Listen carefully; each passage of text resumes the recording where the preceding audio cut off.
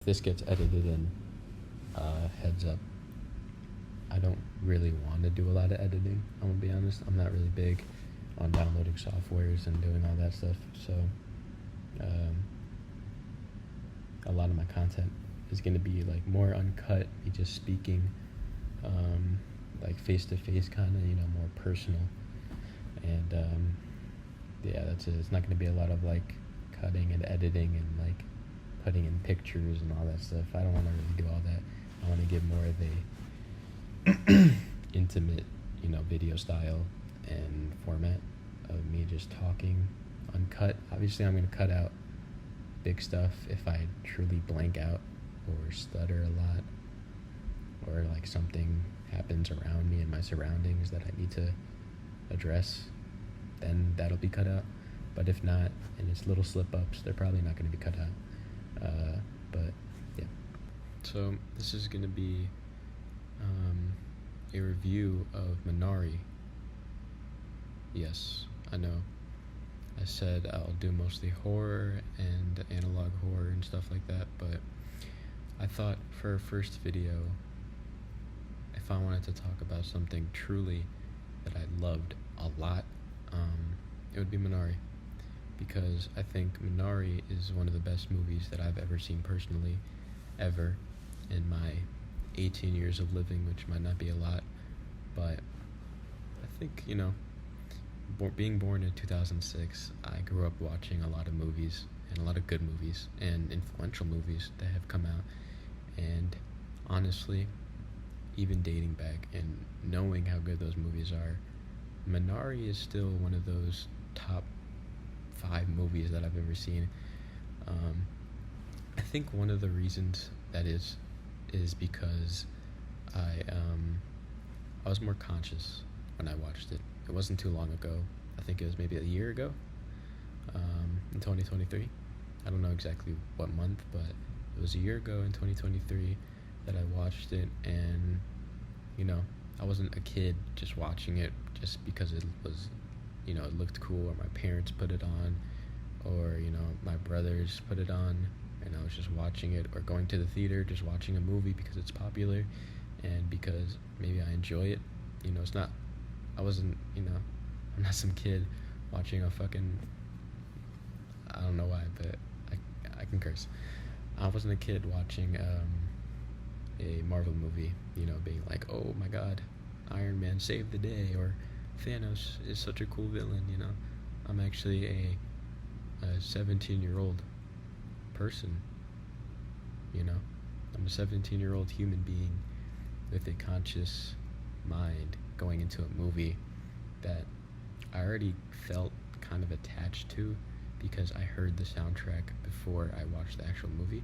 Not the whole soundtrack, but I listened to one of the songs because it was popular on social media, and I was like, this is a beautiful song, which is called Jacob and the Stone, and a lot of you guys might have already heard it before, but I think it's a beautiful song, and I heard it before I watched the movie, and I was already kind of into it.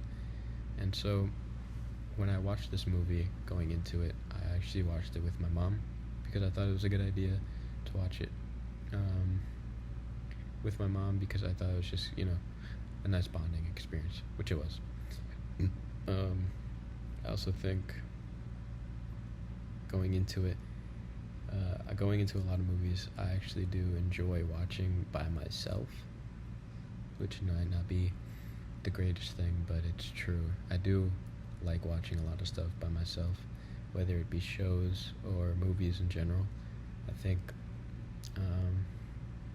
I'll get into that maybe some other time, but it's just a little input. Anyways, going into this movie, I was already connected to it, and I was already, attached to it, and for some reason, it just hit me different than any other movie. I think, personally, it was just emotionally, and everything about it was just amazing to me. I watched this movie in its entirety. I wasn't just sitting to watch it just to watch it. I wasn't just watching it because some person recommended it and was like, all right, let me get through this movie. No, it was a movie that I genuinely wanted to see, and when I was watching it, I genuinely I genuinely paid attention and took in all the information possible from the movie. And so I think with that, it made the experience better. And it made, the outcome of actually watching the movie better in general. I didn't just move on from the movie immediately. I haven't even moved on from the movie, honestly. I recommend it to the people that I talk to daily. I recommend it a lot to them because I think it's just such a beautiful movie. I really don't know what else to say almost. It's really hard to move past a movie like Minari. It's insane. And I know it might seem like I'm overhyping it a lot. But personally, trying to even look deep into the movie and looking at maybe certain scenes or certain dialogue, there's nothing bad about it. It's one of those movies that are perfect. Like I said in my intro to this channel video, another movie that I can think of that's perfect to me is The Peanut Butter Falcon. I honestly didn't think I would have liked it, and if I showed that movie to myself a couple years ago or pitched the idea of the movie, I would have been like, I don't think I'm gonna like that movie. I don't really care, because normally I'm not an emotional guy. I am very emotional, but I'm not I don't connect to a lot of things. And those two movies, especially Minari, which is the main thing that I'm talking about, but Peanut Butter Falcon 2, those kind of movies, I find like not like I relate to it, because obviously I don't have a wife, and also I'm not going through a crisis or anything like that, or that kind of crisis, and so I don't maybe relate to the specifics, but it's just those two movies those kind of movies just resonate with me in general, and that's why I love them so much. So going back to Minari, I think just the reason it's so perfect to me is because the soundtrack also is a big influence in why I love the movie so much. It's because, me personally, I'm a big music guy. I love all genres. The only stuff I don't like is like newer stuff. I'm not one of those like old hippie guys that listen to Junior Lucas, but I think that new stuff, mostly like new country and stuff like that, is terrible to me. And a lot of pop music is really bad to me. It's very overplayed and very just rinse and repeat. But that's an argument for another day. Anyways, like I said, I'm a big music guy. I'm very into beautiful music, just the art of it, actually. So I'm a very big classical music guy, jazz. I love soul music, and I'll listen to a lot of things.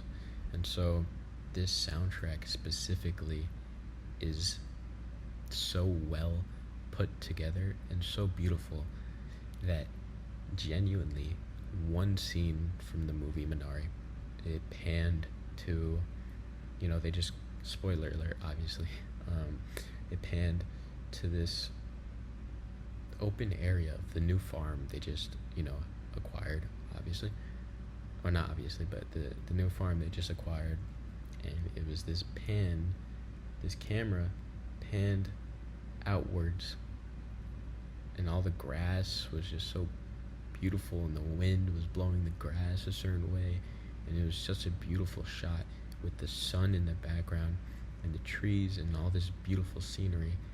And they implemented the song, and it crescendoed into the movie. Like, it was, I don't know how to explain it, but that was like the only word I could think of. But it slowly went from like quiet, and it was like this shot, and then the music went from like low, and then you could start hearing the music more, and then it was just showing us these scenes, the scenery, and I genuinely shed a tear.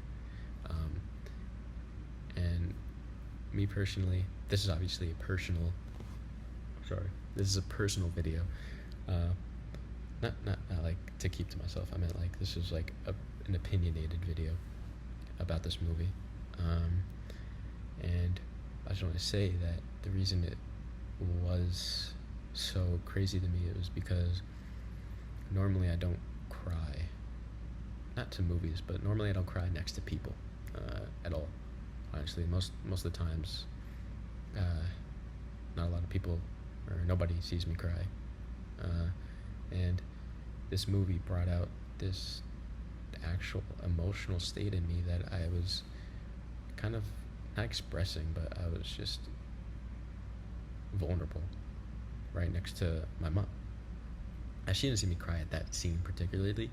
It was more at the end that I cried because obviously towards the end, I mean, this whole movie is about, you know, this kid that has a disease that, you know, he's gonna die soon and stuff. I don't really know.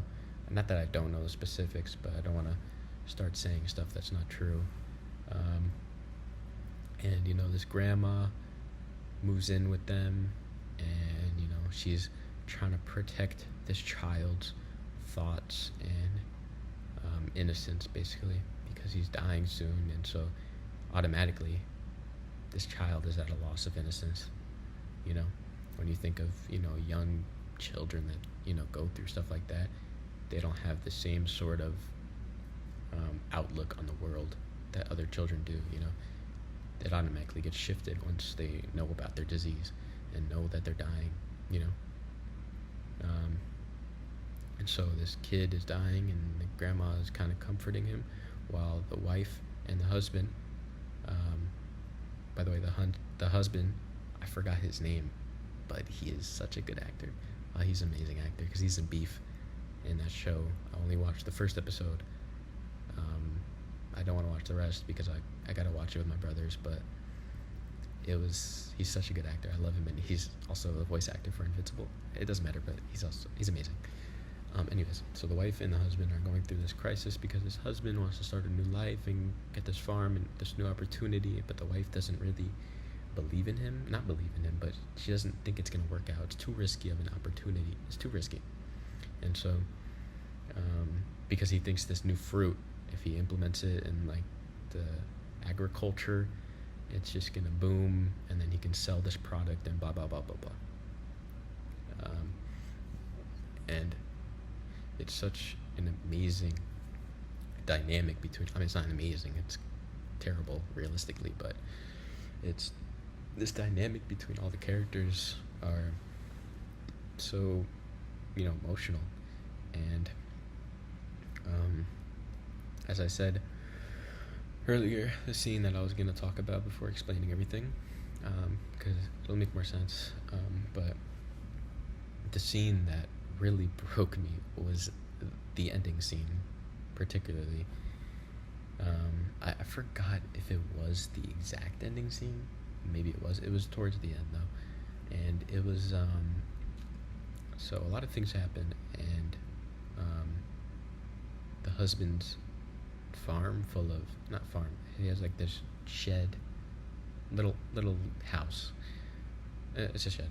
He has the shed full of fruits and, you know, vegetables, product that he wants to obviously sell and grow. But since the grandma was home by herself and on the farm by herself, and since, okay, sorry, I gotta explain this stuff so it makes more sense. since they're on a farm, they can't just walk down the street and put a trash can on the side for somebody to come pick it up. They have to burn their trash, and so the grandma's by herself trying to burn trash, and she ends up burning not the whole farm, but I'm pretty sure just the shed. And I think the husband, the wife, and the two kids that they have are coming back from, I think, either church or something. I'm sorry, I forgot. But they're coming back from something, and they see that their farm is on fire, or their shed. And so they come in. The husband doesn't care about the grandma, but rushes into his shed trying to save any product that he has left, because this is an opportunity that he has worked so hard, and he just is looking at it, burning away. And it was just such a powerful scene, because he just walks in and tries to save everything. And obviously the grandma is okay. She was a little bit, she had some coal on her face, or like when you get burnt, not burnt, but the flames, you get black from it. I really don't know what it is. I'm a little uneducated, but she's a little burnt, a little messed up, but she's fine. And the wife, even though they had a couple of their differences and a couple of moments where they kind of argued with each other, this wife truly, at the end of the day, loves her husband. And so she rushed in to try to help him, but then she realized, and she rushed in and tried to help him amidst the fire, but then the husband realized that it's too late. While his wife is trying to help him, he realizes it's too late. This fire is too much. He cannot save anything. And so his wife is kind of still trying to help him, but then he's where's my wife? He cares. He instantly switches up and realizes he might lose his wife, might lose the love of his life, compared to some fruit that he was trying to grow, some product, right? And so he rejoins with his wife in the fire still, and they come out, and then there's this shot of them looking at the fire, and them they're both burned up, not burned up, but you know what I mean,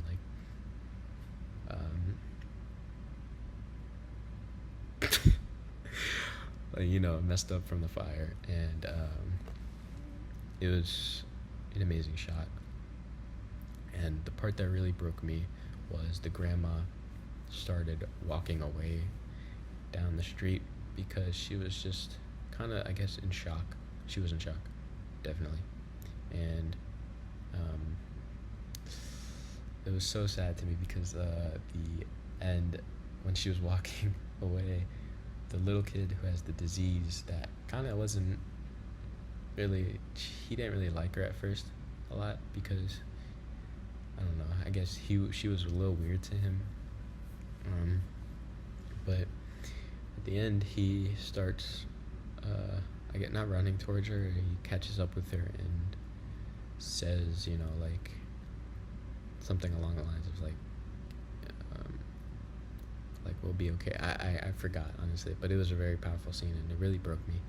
And it was I genuinely started crying, not like weeping my eyes out, but tears were definitely coming down my eyes, without me wanting them to, not wanting them to, but without me, how people blink and tears come out their eyes. I did not blink, and tears were just streaming down my eyes. And I was just looking and watching the movie, and my mom saw me crying, and it was just it was a crazy moment in real life, but also the movie was insane. And I don't rewatch movies ever, honestly. I hate rewatching movies, because it's replaying a story game. It's fucking boring. It's boring. I dislike watching movies again. But Minari is one of those movies that I would genuinely rewatch, because every aspect of it is amazing. You know, it's just one of those movies that have everything to me. You know, that it has music, the cinematography is beautiful, the actors are amazing, the dialogue is amazing. You know, the storytelling is awesome, and everything about it is just amazing. And it shows the true essence of family and of love. You know, because at the end of the day, it doesn't matter what you have. The most important thing to have is love and his family, and you want to, you know, stay true to that. And yeah, I don't know. It was an amazing movie. I think that's what it taught me most, is that family is the most important, and that patience and giving someone a second chance is, oh shit, is sorry, I'm gonna cut that out hopefully. But if I'm gonna cut it out, then let me fix my hair.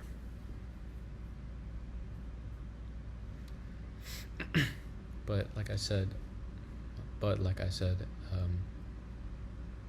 think, you know, staying true to that is the most important thing, and that's really what it taught me. And I don't really leave a lot of movies, or I don't really, you know, end up watching a lot of movies that teach me a lesson or teach me anything, but Minari is one of those that still resonate with me. And as I think more and more of it, I truly do believe it actually taught me that, you know, family is most important. And if you don't have that family, maybe you didn't grow up with that family, you know, it's good to build your own family, you know, and stay true to that. And if you're in a relationship and, you know, you have a partner, and you truly do love them, second chances, you know, are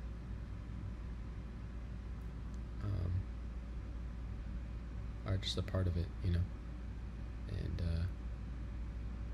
yeah, I think those are most of my thoughts on Minari, and, you know, the value of family. Obviously I can go way deeper into a lot of stuff, but I think this would be I'm hitting like the 20-minute mark, which is insane. I usually don't talk for this long, but it's just nice. But I truly do believe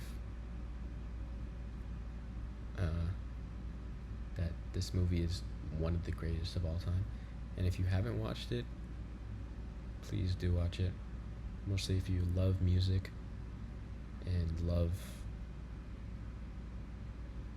I don't know, fucking movies. But truly, it's a really good movie. And yeah, I think that's it. I don't know what my next video is going to be on. Maybe, hopefully, horror. I'm rewatching the Mandela catalog right now. So, and I'm writing notes on stuff to talk about and why I love it so much, which I do love it. So, I'm probably going to make an episode on that, a video on that, I meant. And it's going to be mostly probably on the first episode. It's going to be on the episodes. So he has a playlist on his YouTube channel, Alex Kister, I think it's his name is. If I think that's that, I'm pretty sure that's him. If not, then I'm gonna correct myself. But I'm gonna make the first video on the first episode, so it's gonna be by episode. So it'll be shorter videos than this, than like a review like this. But yeah, anyways, I'm like stuttering and doing a bunch of stuff. But so yeah, see ya.